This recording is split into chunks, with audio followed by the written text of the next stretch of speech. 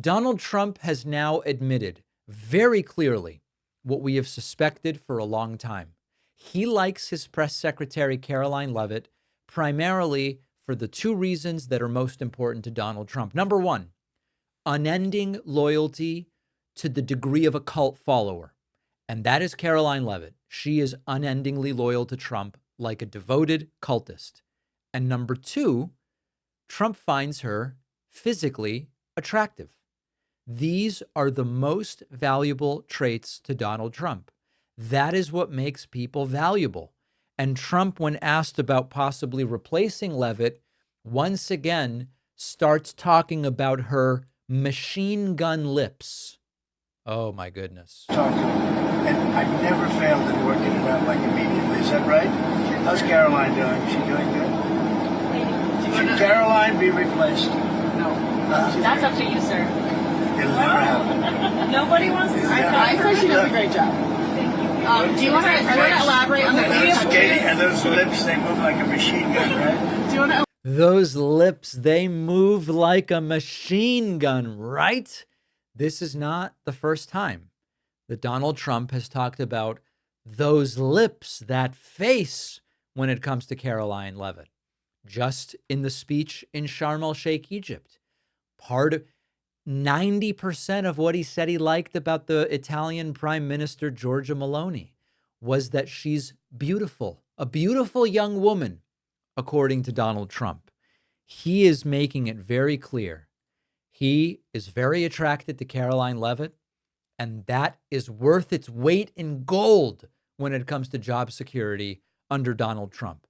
Now, a couple of other wacky moments during this impromptu press conversation. This was on the plane home from the Middle East. Donald Trump asked if he has a message for J.B. Pritzker. This was his message. I'll be speaking to Governor J.B. Pritzker tomorrow. Do you have any messages or questions for him? Well, I think he should beg for help because he's running a bad operation. He should beg for help, is Trump's message to J.B. Pritzker. And then finally, Trump doubling down. He's just so impressed with how little crime Egypt has, which, as we know, authoritarian regimes often have very little crime, but that doesn't mean that they are great places to live. Mr. President, you spoke Here we go. to Egypt. She can ask more questions this morning. Go ahead. I have some good questions, I promise. You do. You were very nice to me. Go ahead. You talked to President El-Sisi, and you spoke about in that room how Egypt has so little crime, and you said it's all about leadership. You talked about... Well, they're very strong on crime. You talked about some of the governors. You wouldn't believe how strong, but they are very strong, but they don't have the kind of crime. They don't have the violent, they may have other kinds of crime, but they're violent crime. You can actually walk down a park and not get mugged or hit over the head with a baseball. What's funny about this new thing that Trump has about how safe it is in authoritarian regimes, just a week and a half ago, the French president was walking all over New York City. In fact, there's video, a street was blocked. And so Macron got out of his vehicle and just walked to wherever their meeting was, obviously with his security. But it was fine. It was completely fine and safe and not a problem. And part of the story that's being told, you have to understand, is that in talking about how great and safe it is in authoritarian countries, Trump is subsequently justifying authoritarianism here in the United States in order to make D.C., Chicago, Portland, I don't even remember the full list of New York, the full list of cities at this point, Baltimore. In order to make those cities safe, he's got to be an authoritarian, just like in Egypt and North Korea. There's no crime in North Korea. Oh, cool. Well, why doesn't anybody want to go there? This is an old trope and a terrifying trope, but Trump is not letting up on it.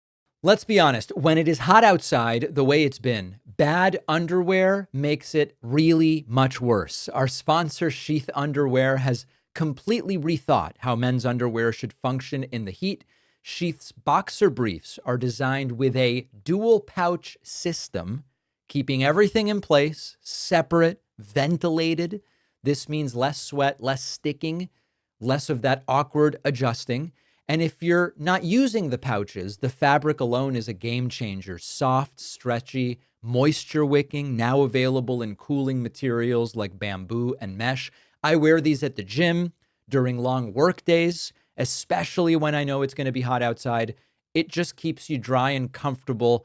And they've really raised my expectations about how good underwear can be. Wearing sheath is like having built-in climate control for the lower half of your body. Everything stays cool, dry, and where it should be. If you've never thought much about your underwear, this is the one brand that might make you start. Go to sheathunderwear.com/Pakman. Use the code Pakman for 20% off. The link is in the description.